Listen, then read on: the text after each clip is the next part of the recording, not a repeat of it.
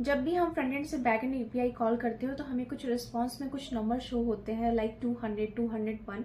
ये नंबर्स क्यों आते हैं और get, post, put, patch, delete actual में कब यूज करते हैं?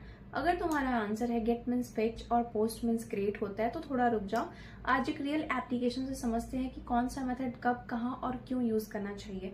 इमेजिन करो हम एक Swiggy type food delivery application बना रहे हैं। यूजर आप कुछ भी रख लो। I'll take example of me. So user है श्रेया, उसने एक ऑर्डर प्लेस किया है, ऑर्डर की आईडी है 101। अब फ्रंट एंड को बैक एंड से डिफरेंट ऑपरेशंस कराने होते हैं और यहीं पर HTTP मेथड्स का गेम स्टार्ट होता है। ऑर्डर की आईडी है सपोज 101। सो सबसे पहले मुझे ऑर्डर की डिटेल्स देखनी है, तो फ्रंट एंड बैक एंड को बोलेगा कि भाई मुझे ऑर्डर्स की डिटेल ला के दो, 101 की डिटेल ला के दो। तो कौन सा मेथड यूज करेंगे? 101 यूज करेंगे। बैक एंड अब गया, उसने देखा कि भाई ये ऑर्डर एग्जिस्ट करता है क्या? हाँ, ये ऑर्डर एग्जिस्ट करता है, तो मैंने पिज्जा ऑर्डर किया है तो इसकी स्टेटस आ गई प्रिपेयरिंग।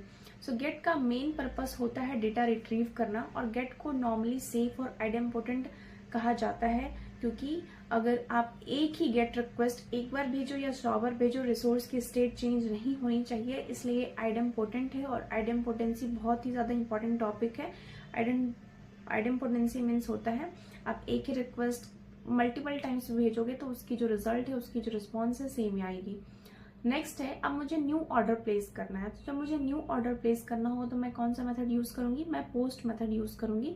तो पोस्ट मेथड यूज करते ही बॉडी में ऑर्डर की डिटेल्स जो भी है, मैंने सपोज सेलेक्ट किया पिज्जा, कोक, बिरयानी, कुछ भी मैंने सेलेक्ट किया, वो सब आ जाएगी और बैकएंड एक न्यू ऑर्डर क्रिएट करेगा। तो उस टाइम पे हम पोस्ट मेथड यूज करेंगे।